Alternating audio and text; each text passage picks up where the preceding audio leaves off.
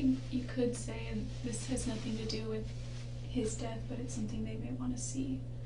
2 nights ago, it took me 5.5 hours, but I posted a 45-minute video on YouTube of him doing a training in San Bernardino. Where did you post that? On YouTube. If you go to YouTube, it takes some time, a couple hours to actually get it up, and once it's they have to go through some processing thing, but if you type in Travis Alexander space systems training, so systems ' training, it should come up. What is it for? Travis Alexander, and then a dash. It's like a space and a dash. Space and just a dash? Yeah, and then a systems training. Apostrophe on the S. I don't know if that makes a difference, but that's exactly what I titled it. And then his friend Chris Hughes gives about a 6.5-minute introduction to him, and then Travis gets up there and does a 30-minute training. And he talks a lot about what's in the introduction to his book. He talks about his grandfather, Vic. He loves his grandparents. Yeah. He still loves his grandparents. Yeah. He loves his parents and his family, and you and I have similar beliefs, and we know he's okay now. I know, and I know that he's okay, and I know he's in a good place, and I know that that doesn't make it any better here for anybody. But there's always that but. I think he's waiting for you to give relief to other people who are still here with us. And you know you have to. You can't leave it unfinished. It's the last piece of this puzzle.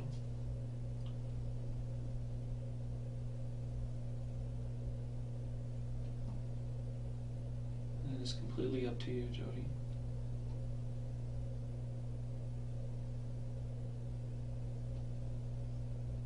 Like I told you yesterday, I have details on how things happen. There's ways to figure out. But the biggest question that everybody always asks is why. It's the biggest question of our life. It is. Why are we here? Why do we suffer? Why do we go through the things that we do?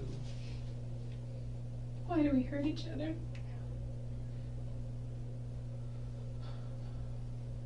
The biggest reason I've ever found is for us to have happiness.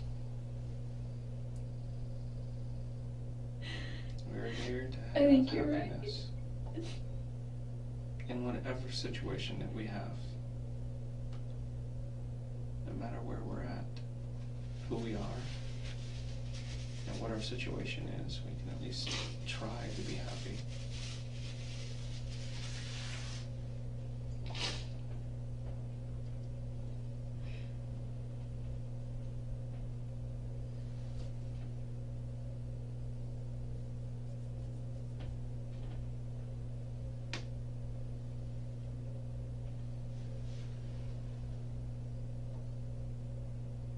Do you want to talk about what happened that day?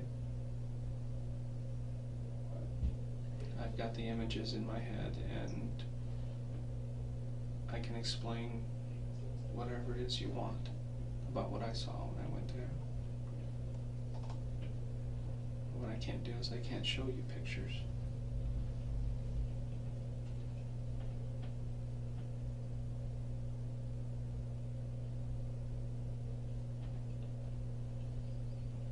What time did you get there that day?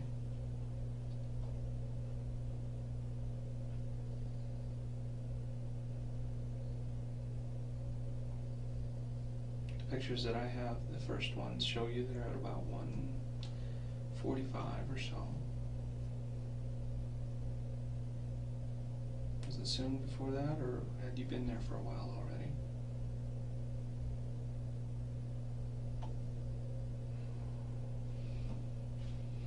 I know his roommates are off at work during that time and don't come home till about 6:30, 7 o'clock.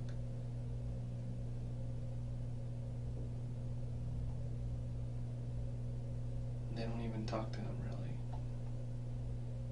just seems like they just kind of rent rooms and they don't really socialize. And they kind of stick to themselves, especially his new roommate. Who was that? Did you know his new roommate? I knew Zach was there. Zach and Enrique was the other one. I think I saw Enrique at his funeral services, or I mean his memorial services, but I didn't meet him, or I didn't know him. It's a Mexican guy. He's kind of short. Quiet, kind of reserved. His other roommates, I knew Dustin, who was, I think, in the room that shared Travis's wall, and John Hepworth was in that other corner room. There was only Zach and Enrique there. Yeah, he had moved out. And those guys, we have all of their things as well, so I mean they're asking too. Zach is going through so much right now. He's like, how could we have not known that he was there for days? He racks his brain. He calls me 2-3 times a week.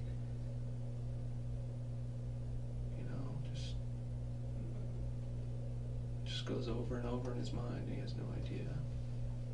And he was the one who first went into the room and found him. He's the one? I've heard so many rumors about how that happened. Yeah. Other friends came over looking for him, and they went into the room. There's a few of them. They came out, and you know what? They'll never be the same. When you see something like that, it's difficult, especially when it's somebody you know, somebody you love.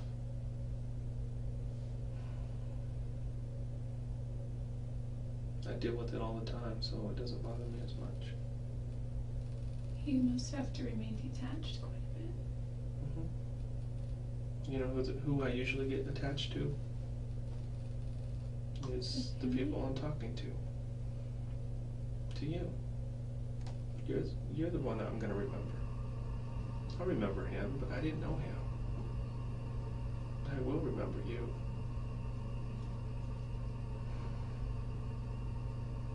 I mean, we've talked so much since that day. Over the phone and here, and I'll probably talk to you some more later when we get back to Arizona. Whenever you go, I don't know.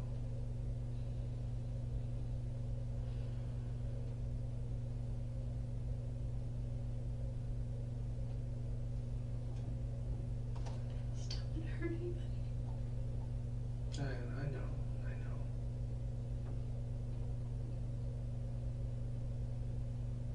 I don't think I can avoid it though. Everybody's hurting already. There's nothing else you can say or do that could help that except for maybe an explanation of why it happened and how it happened.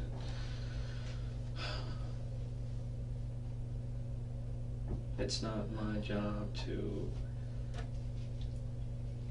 have an opinion of you and your personality and your character. It's my job to sit here and talk to you and get the facts of the incident and present those to the court and whoever else needs to know.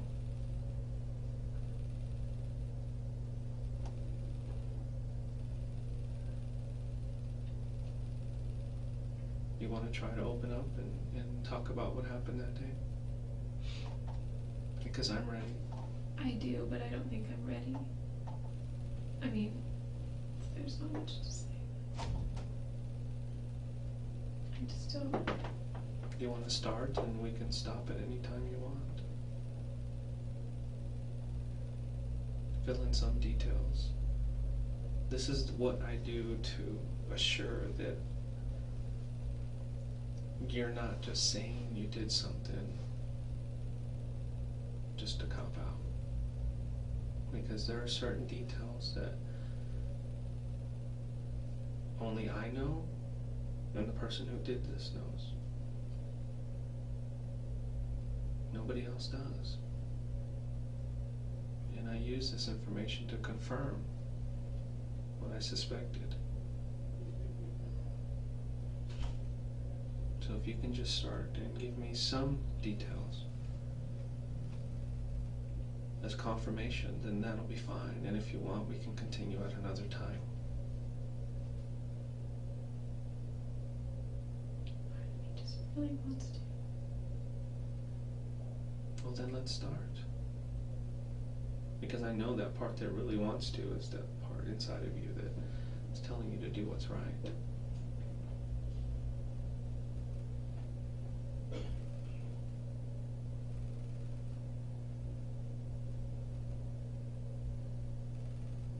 We don't have to go over details, all the details.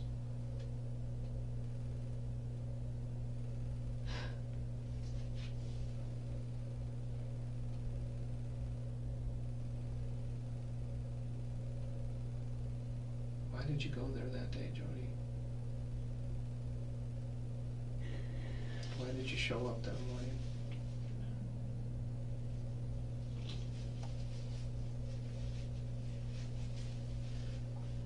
I have questions too.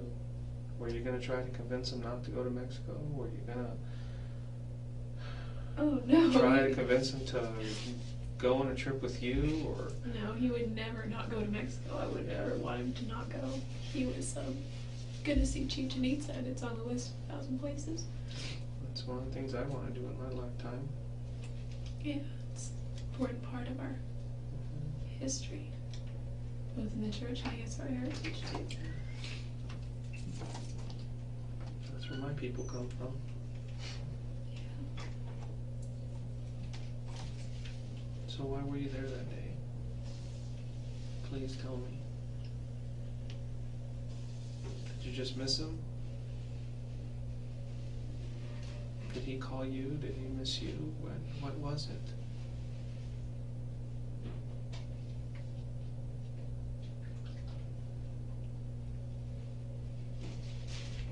The only other explanation I can think of is that you went there for one purpose, and that's to hurt him. And if that's the case, if that's the truth, then that's what you need to say.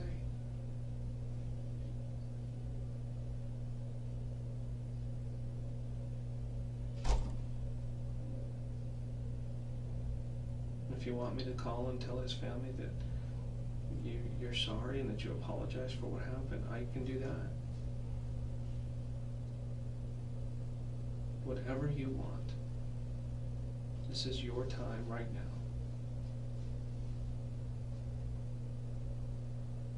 I flew up here for a lot of different reasons, and one of them, the main reason, was to sit down with you here and talk to you about what happened. I did it yesterday. And now I'm here today. But the time is limited.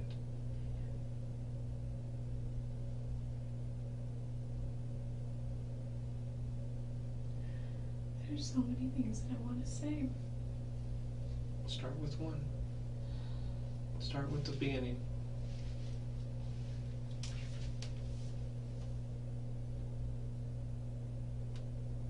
Was it a last minute change from your trip to come down, down to Arizona? I bet you were going through your head. Should I just go, or should I just keep going to Utah?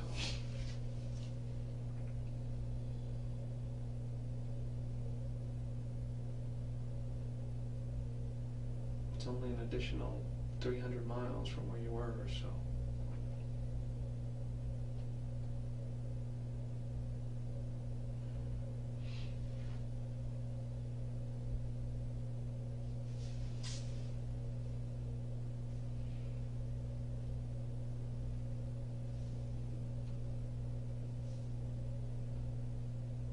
Jodi, your time's running out.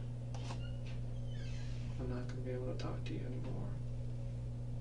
And I want to.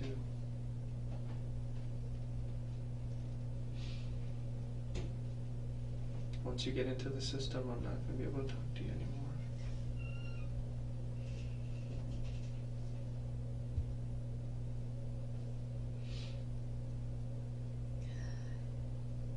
You can leave so many questions unanswered for me, and for his family, and for your family.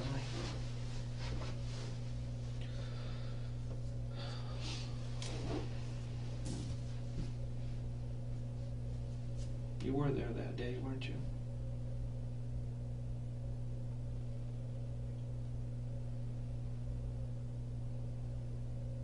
Were you guys alone?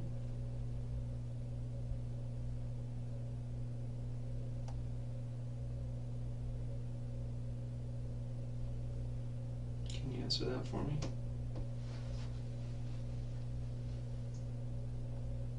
Were you guys alone?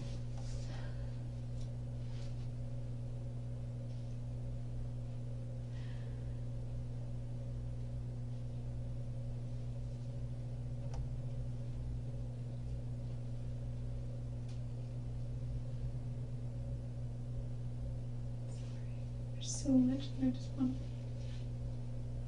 Answer that for me.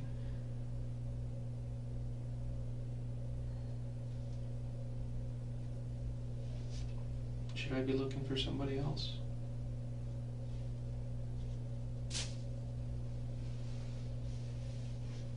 Is there anybody else with you besides you and Travis?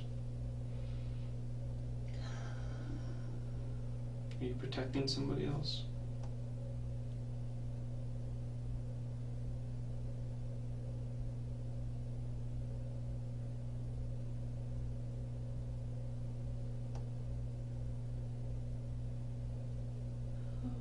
Jodi. I'm sorry, I just don't know what to do. I'm trying to just figure it I'm right here. I'm right in front of you. This is what you need to focus on right now. out.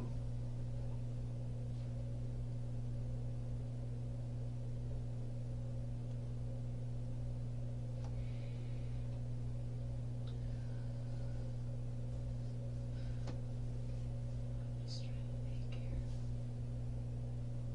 You had Rachel call me for a reason. That's why I came back here. I had her call you about those photos. But I also thought that because you communicate with his family more regularly, I don't think she's talked. I just don't know what to say. They deserve to have some kind of peace. Well, you want me to ask you a question that they've been asking me? Maybe you can answer it?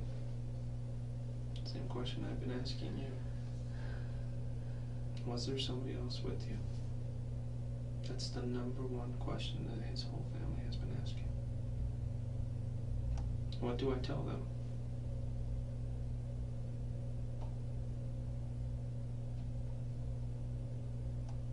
What do you want me to say to them?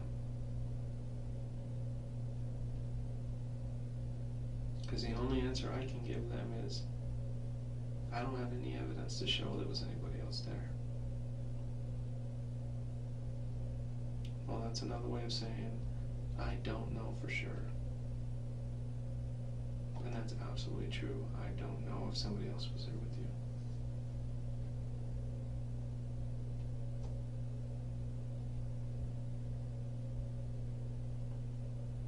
Please give me that at least.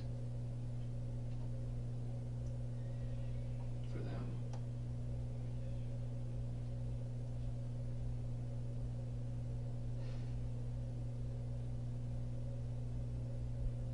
You don't, if there was, you don't have to say a name. It's a simple yes or no.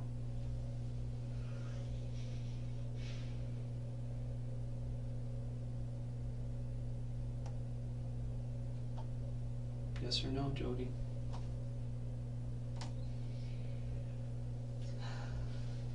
Look at me. Please. They want to know. Was somebody else there with you?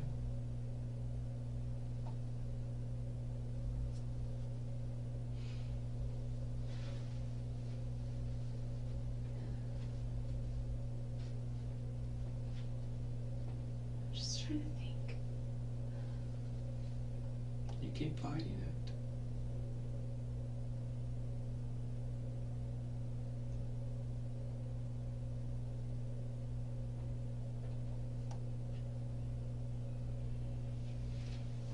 happened to me today and from here on out,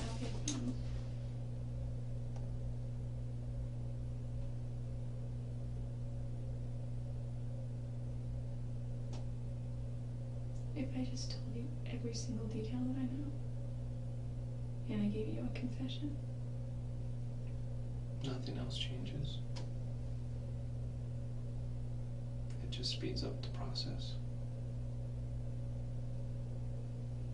In what way? Like, do I go to Arizona faster? Yeah. The process in Arizona speeds up. So if I maintain my innocence, then I stay here longer, just in the system? No, you don't really stay here longer. That speeds up the process in Arizona. Like the trial and all that jazz? Yeah. Do you want to put your family through a trial? That's another question you have to ask yourself. No. Can I do it all without a trial, or does there have to be a trial? It's something that you can discuss with the prosecutor. Oh. And I'm on the phone with him pretty much every day, giving him updates. What's his name? His name is Juan Martinez. And he is the #1 prosecutor in Phoenix.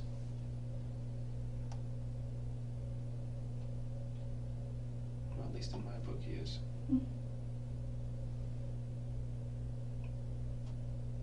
Is Phoenix part of Marco? Yes.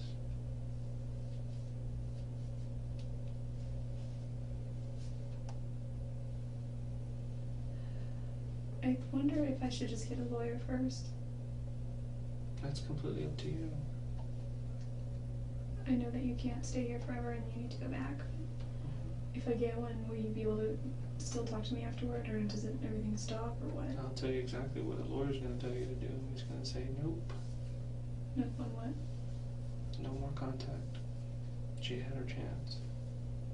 You had your chance to talk to her. It's over. Well, I mean, I just would want his advice, and it doesn't necessarily mean that that I'm going to take his advice, nor does it mean that, That's completely up to you. sitting Jodi. in a cell somewhere not saying anything is going to help. I can't advise you either way. But what I can advise you on is the truth. The details of the case that you have in your head that you can give me will allow me to verify the information that I have, to make sure that I'm looking at the right person, and to verify my theory that nobody else was there with you.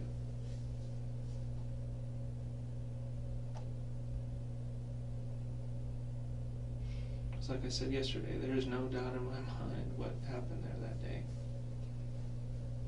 A couple of details that I don't have. How it started and why it started.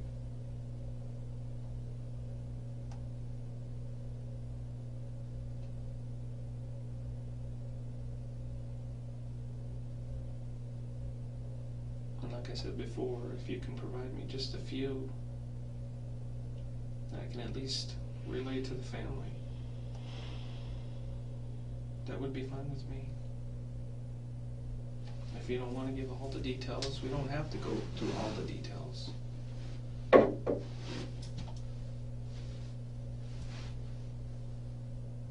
let's at least start.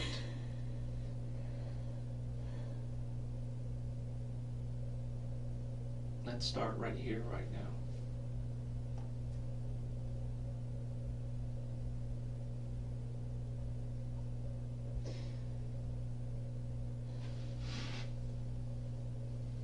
If there's a question that I ask you that you feel like you don't want to answer, you can say, no, I don't want to answer that right now. Okay, just hold on a second.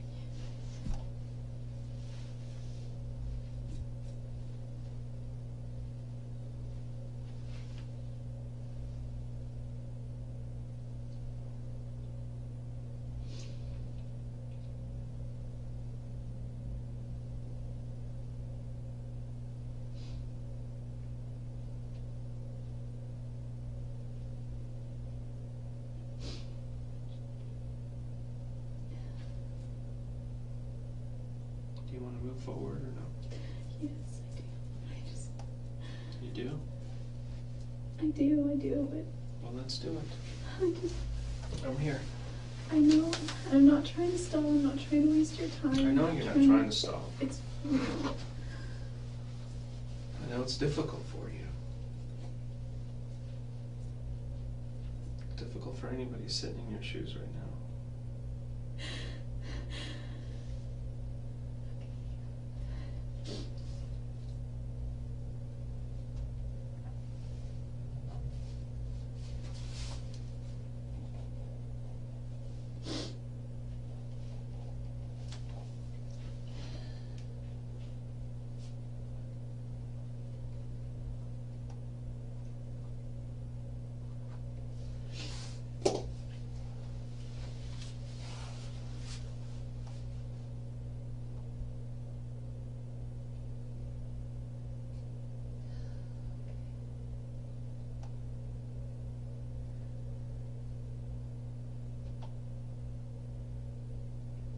You decide.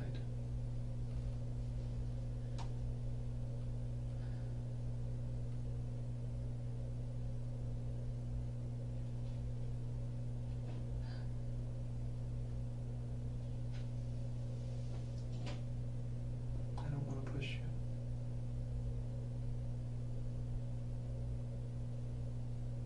you.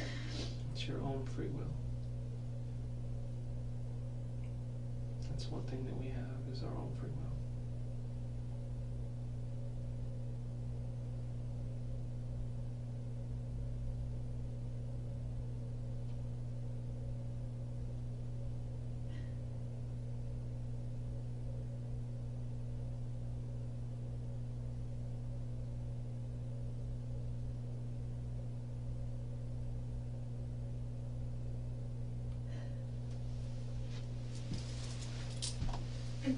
it's all really blurry. It really is blurry.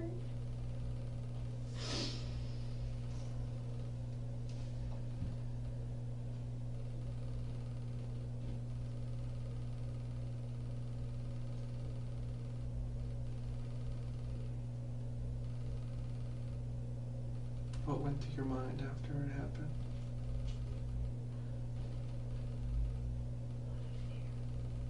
A lot of fear?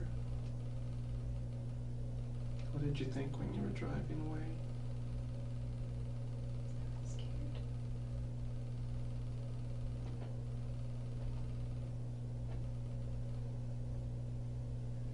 Finally. I can imagine what you were going through, waiting for it to finally come out. Waiting for what to come out? The news that he was no longer with us. He must have been going through hell.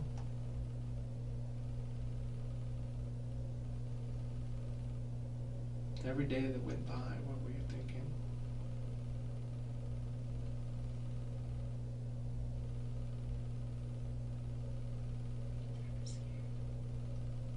What was that? I was scared. I'm sorry. It's okay. And you just went on with your day like nothing had happened. I had to.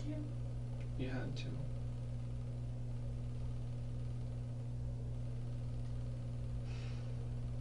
Did you tell anybody what had happened?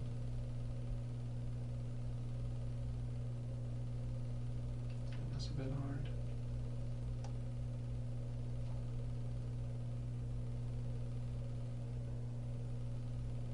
It's all a blur.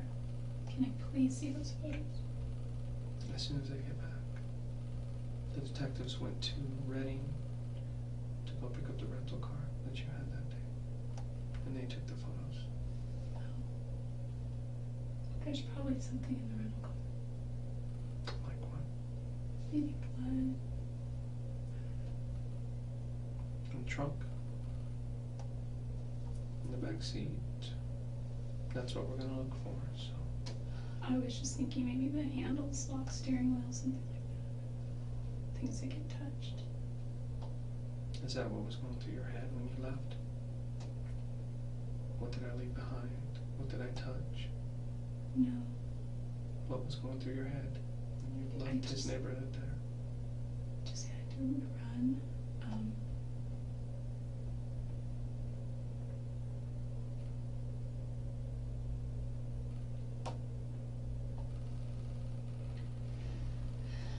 A little bit of a survival instinct, but it was mostly just run. fear.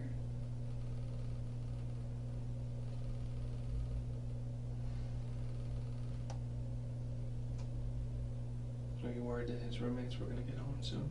I was hoping. Did you even think about that?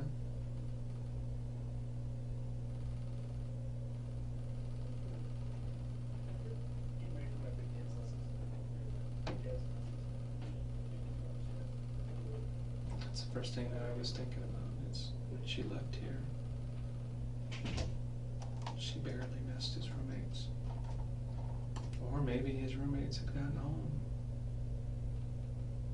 and just didn't hear her. Did they hear anybody at all in the house? No. They saw things which were unusual. Like what? They saw his CTR ring and his watch on the kitchen counter, and they thought that was odd. He never leaves town without those. No, he always leaves those there, but unless he's leaving, then he takes those things and puts them on. There were clues here and there, but they just went on with their day like nothing had happened, without even asking questions. They knew that he was going on a trip, but they didn't know what day. That's He what was took supposed to leave on Tuesday. Tuesday, that following week. That's right. And they found him on Monday. But all those little things that they talked about now, Zach is killing himself. He's like, I don't know how I did not see this. Why didn't I just go check on him? Why didn't I just follow my instinct and go look? Travis didn't always bond with his roommates. He did with some. He bonded with Aaron, even though he had an intolerance for Aaron's lifestyle. He bonded pretty well with his friend Josh Ward, who lives back in Southern California now. He wasn't too close with Zach or Enrique. No, or his previous roommates. I don't know anything They seem about to have been just people who rent rooms out from them. They don't become friends. They were just. They have their own lifestyles and they go on. Yeah, his rules were, LDS standards and pay your rent on time and be clean.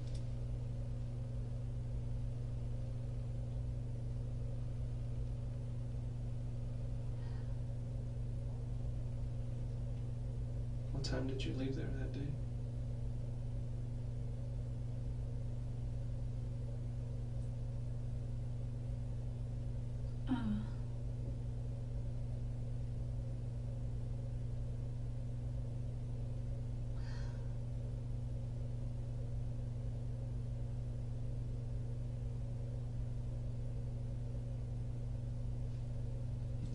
You don't remember?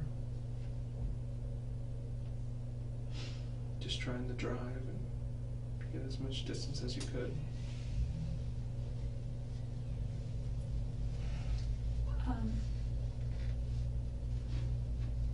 How long were you in the house after it happened? I know you tried to clean yourself up and clean up what you could. Wasn't. It didn't take too long, but you did. Why did you throw the camera in the washing machine? We found blood in the downstairs bathroom where somebody had tried to wash their hands. There's blood on the outside of the washing machine. There's little things that give us clues to what you were doing afterwards. Do you remember those things? No. You remember some.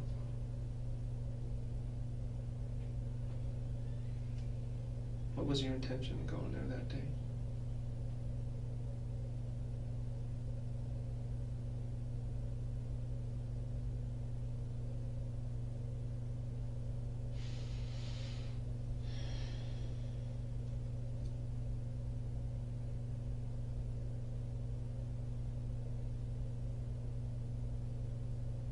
What's the purpose of the visit?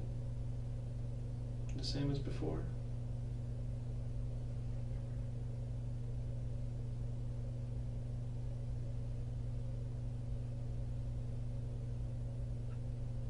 I'm just starting to remember. I'm just trying to remember that week. That whole week.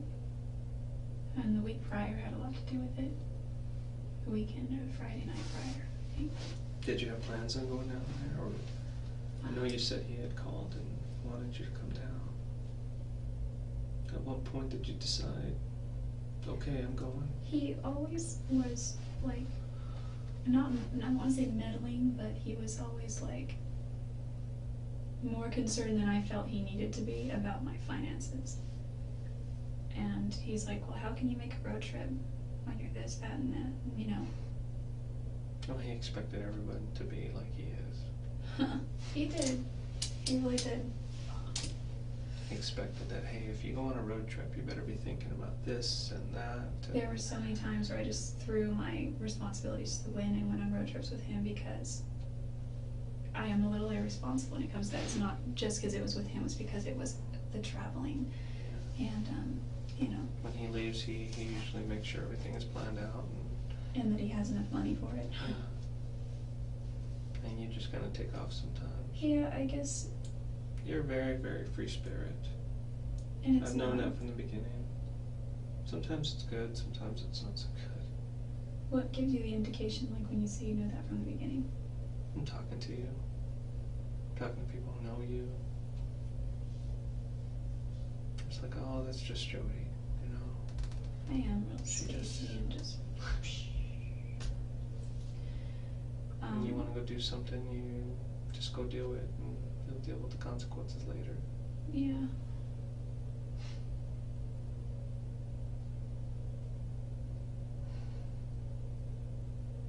When did you decide to go visit him? At what point? Were you already on the road, or was it from here? Did you already know you were going to go visit him when you left here?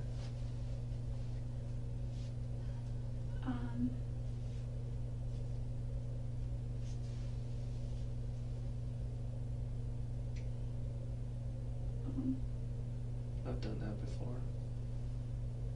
Sometimes I just leave and, oh, you know what? I'm going to go visit this person while I'm on the way.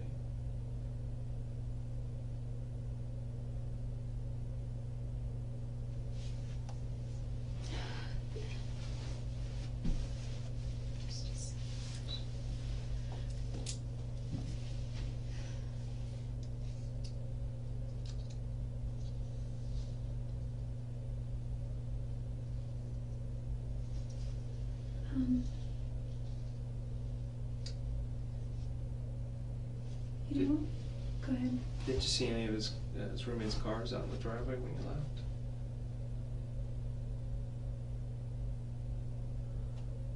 That part just bothers me because it was so close at the time when one of the roommates came home.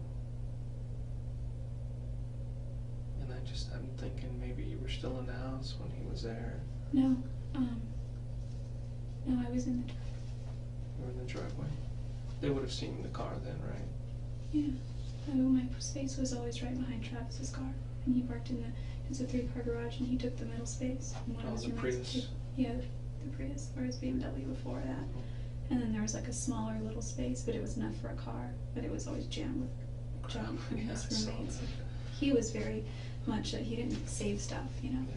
He had so much storage space. He was so generous. When I moved there, he let me store all my stuff there because I went from a house to a room, and so I had artwork because I paint and art supplies, photos, books and books and books and books. So many books. Some aren't even mine. They belong to my friend Matt. I was renting that car yesterday because I was taking a trip to Monterey. And, So visit Matt? Yeah, I was gonna drop off some books to him that I'd had for years. We dated like 8 years ago. We're still friends. So, all of his books that somehow I ended up keeping, and some were mine, some more like esoteric and spiritual kind of books that I'm probably never gonna read now because they're just so out there. I'm sure they'll get those back to him. And then some photos also too. Daryl, who was another guy dated after Matt that we bought a house together. And kitchen supplies. Daryl paid for so much when he was there. He footed the bill with Costco, so I had they said that they took knives out of my car. I don't even know who they are, you know. Oh, they're Daryl's. I mean, they've been in storage for years just collecting Well, dust. it's good to know that there is. Yeah, no, they were all just, one might have been mine, but like, I think they were Daryl's. And so there's those and a bunch of kitchen supplies and pictures of him and his son mostly, and we used to go to 49er games all the time, just camping trips. So the car you'd driven there was the rental car? Yeah. The Ford Focus? Oh. That's the car they're gonna go pick up, a Ford Focus. Oh, yeah. I know they were gonna rent you another car, but then something happened with that first car. Either you didn't like it or I don't know if they had a Oh, it was problem. red, and I thought, because I always hear that you don't drive a red car, because I would never buy a red car. And it was fine, it was a Ford Focus too. And you got the other car instead. I was the like, do white you have one with a more neutral color? Because red is like, you always get pulled over and you get tickets. No, I don't know if that's true, it's just It's something not I've been true. told since. It's just there's a lot of people that have red cars who like to go fast. It's a personality thing. It's not because of the car color. And I just, for me, it's a psychological thing, because it's more noticeable, and it's like, you know, red flag is a bull kind of thing. I know Travis doesn't lock his doors when he's home. Was the door open when you got there? Or did you have to go to the garage? Or how did you get inside? Did you knock?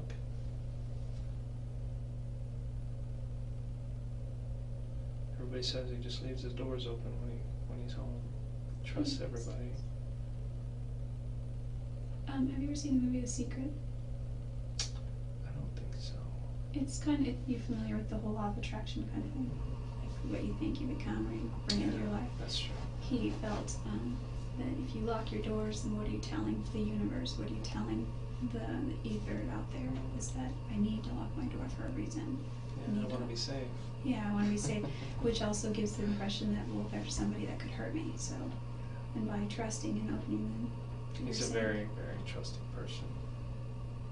And that's what made him who he is.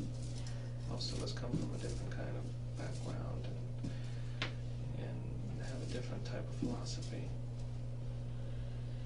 Doing what I do for a living, I lock my doors. I can imagine.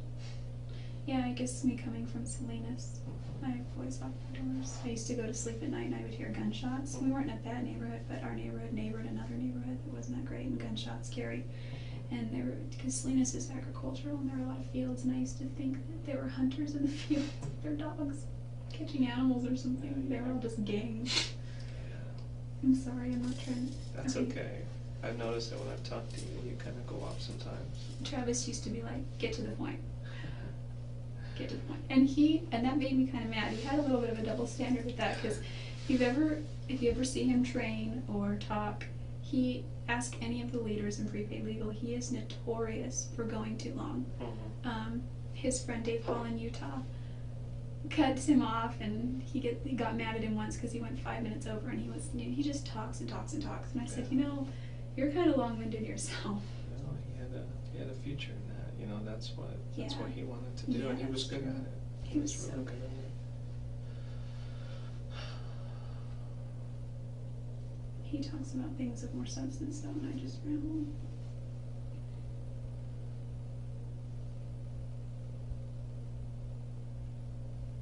So was the door unlocked when you got there?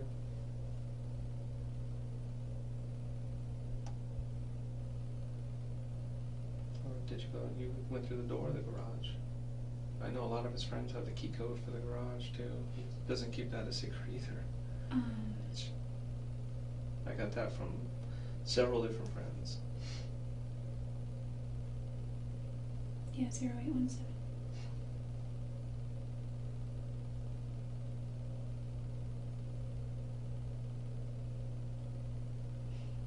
Was he expecting you?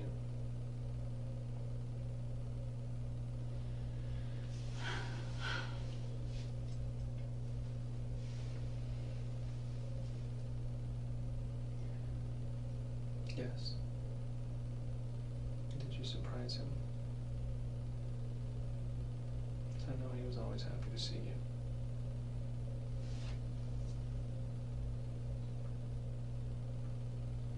what you guys had was not wrong, Jodi.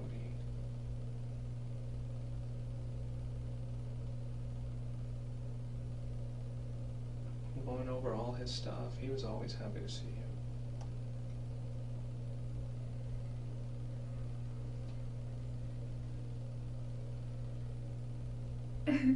He told me this time when, because I was in his ward boundaries, so one of my roommates went to his church, and they were doing some church activity, and Travis was getting a ride. When he said his friend Katie Barnes was in the back seat, he was in the other seat, and there were two people in the front. I guess they were all going to squeeze in and go to this church activity, and they were swinging by to pick up Amy, my roommate. And I wasn't there, I don't think. I was at work or something. But he said he wasn't doing much. He must have been on his phone or something, texting. But he said they parked, and he looked up, and it was my house. He's like, "What are we doing here?" And he freaked out. I started laughing so hard when he told me that story. And they're like, "We're getting Amy. She's going with us." "Oh, okay." And he just kind of sat there, twiddled his thumbs, and then they got Amy, and she left. This is after you guys broke up? Well, yeah, because by the time I lived in that house, that's we were right. together. It was just, I think it just weirded him out. I don't know what reminded me of that just now. You said something. He was happy to see you. Yeah, I don't think he would have probably been, it would have been awkward, I think, then. Because we kept... You guys had a different kind of relationship. You guys were happy to see each other, but for some reason he couldn't outwardly show it in public. He was afraid of his image, and to him his image was everything. And he told me on several occasions it saddened him and it bothered him. He had two friends in particular that gave him a very hard time about our friendship, and that was Chris and Sky. But I think they did it out of concern for his future, his marital status. You know, by him and I continuing that, we were both just postponing what we should be focusing on instead. Well, you're living life. Life is what you make of it. It's not set in stone. Yeah, I don't think It's either not a of us have our priorities in the right I know the place. church has a general plan. You go if you're a guy, you go on a mission, you come back, you find a girl, and you get married, and you start having kids. And you start contributing to society and to your church. Yeah, that's really not a bad life. And you came into something, I don't know whether you came in with both feet or you still had one foot out, but it's a whole different society in that church. It's an all or nothing. It is, and I think that's just because the church actually And that's what people lives struggle their with. standards. They have the utmost standards, and you look around, and there's not one person in that church, in those pews, who doesn't need to be there. And if they were perfect, they wouldn't have to go. And sometimes I think it's a facade. I know. And Travis kept trying to live up to those standards, but he's a human being, and both of you are mortal, and you have free will, and that's that.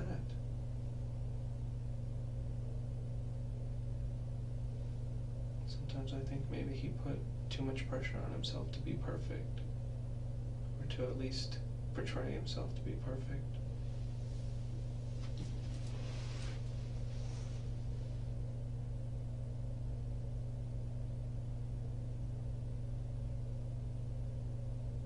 And that's maybe why something like this happens. Things get way out of hand. I'm not an evil person. I know you're not. But I've always had, and I'm not a promiscuous person.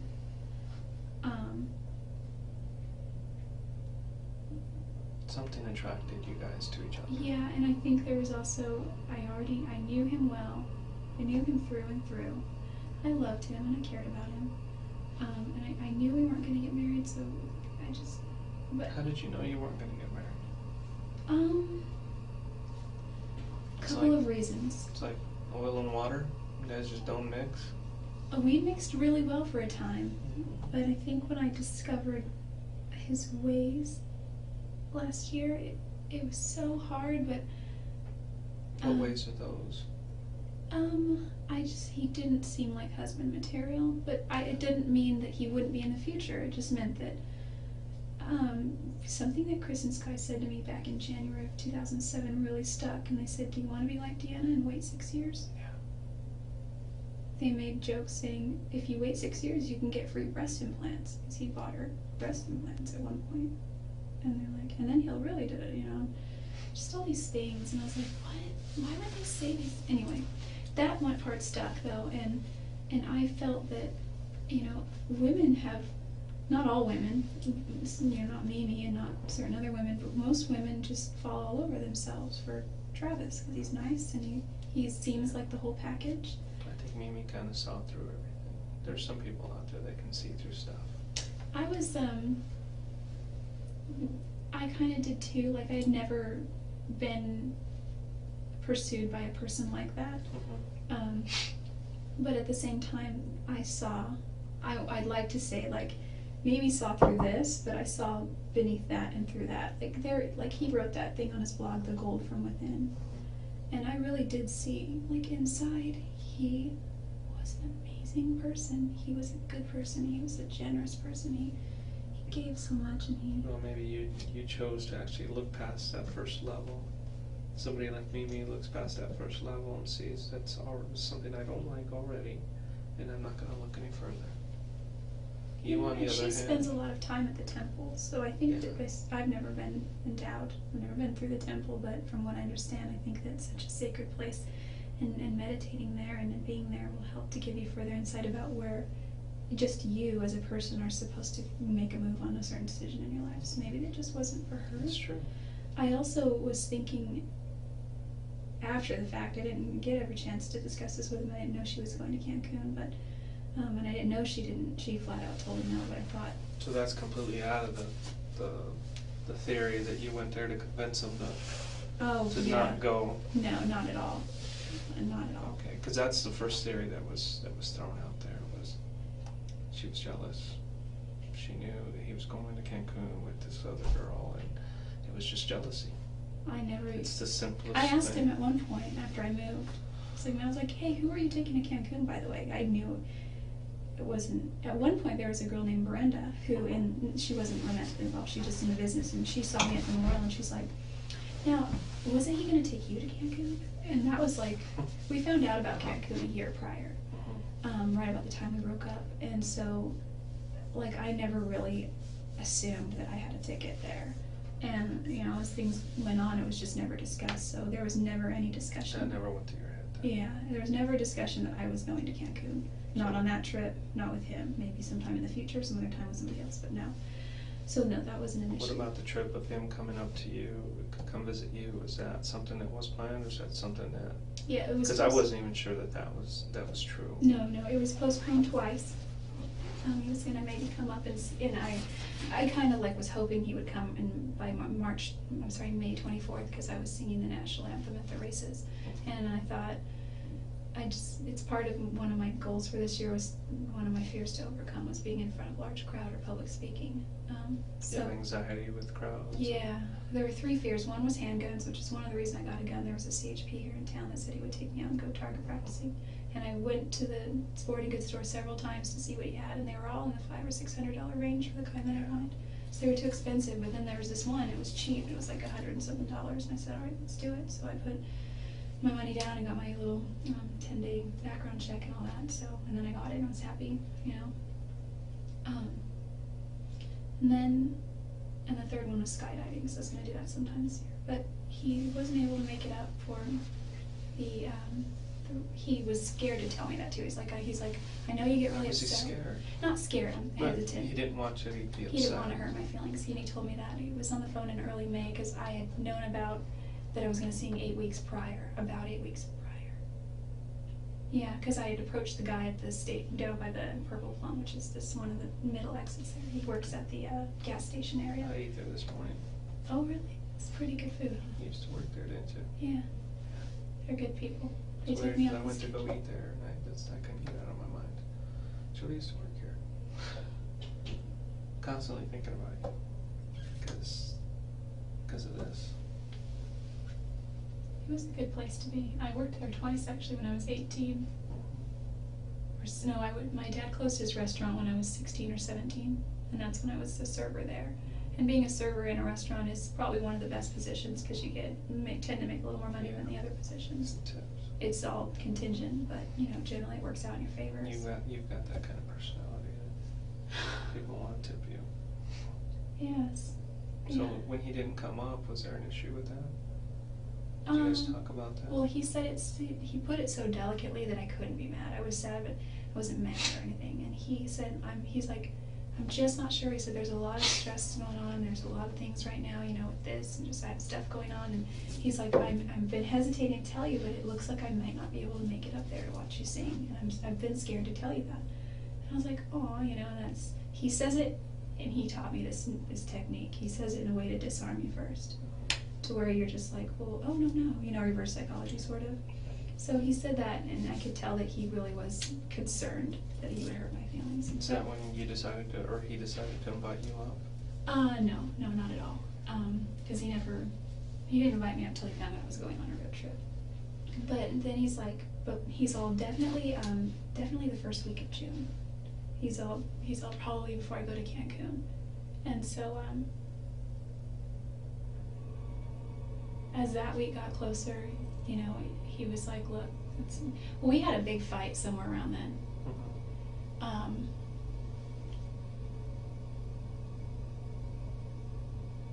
don't remember the exact timeline, but it was in late May. And is that when this email was sent out? Did you send him, or was it a large email about your relationship? And just how I think that, because I just could tell. Because I edited and I did all the editing and the grammar and spelling. He's not the greatest speller. On his first chapter of his book, and he wanted to post it on his blog. And I noticed when he posted the introduction that he's like, special thanks to Katie Barnes, and I have no jealousy toward her. She's just a great girl, and there's nothing there to worry about. In fact, when I was worried about Lisa Andrews and Elena Gomez, her best friend, they were all spending a lot of time together, and so I wasn't sure that she would post flirtatious things on his MySpace. And he's like, don't worry about that. And he said at one point, he's like, if you have anything to worry about, it's Katie Barnes. And so I was like, you were so spinning it to throw my focus off something, and I don't think there was ever any concern with that. I know that he liked her, but nothing more as a friend. And he said she's a little freaky and emotionally unstable sometimes, but I think she's just young. She's a nice girl. And so he said that, and I said, hey, make sure you posted a special thanks to Jodi Arias for editing. And he's like, I can't do that. And I was like, why not? And he's like, Jodi, we've discussed this. And what he meant was, I made a few comments, because he was like, leave me comments on my blog and rate me 5 stars, and that kind of thing, because also it looks like people are going there. So I left a few comments, and he saw people who already said things, and he was referring to Sky Hughes, who was like, hey, I noticed a certain someone's been commenting on your blog, and I think it's because he had given her and I told him to say this too. Okay, I'll be real quick, because I know this is all I'm just giving you background. We sat next to each other at the last convention, in a pre-legal convention in Oklahoma City, and it's because we buy our tickets way in advance. So we bought our tickets last year, and because he qualifies for executive director every month, which is one of the top levels in the company, he gets to sit on the floor close to the front as opposed to the stadium seats. So I had a ticket because he bought a ticket for me at the time.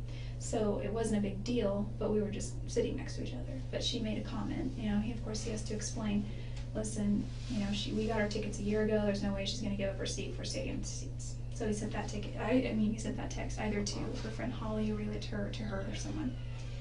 Anyway,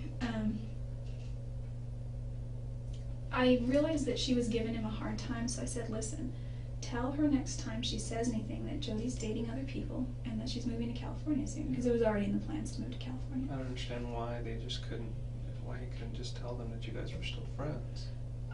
What issue is it? I wondered that too, and he said it's because him and Sky had a lot of arguments, but it wasn't because they disliked each other. It's because they both have sort of fiery personalities. She has a strict set of standards, and he's just like opinionated. So together that's kaboom. And but they nonetheless they were really best of friends, especially him and her husband Chris. And a lot of their fights were about me, from what I gathered. I don't know a lot of that. Is that what that email was about? Is the whole Yeah. situation? So we had that conversation, and I walked to work because I was, I just purple plum in my grandmother's house. It's being in May.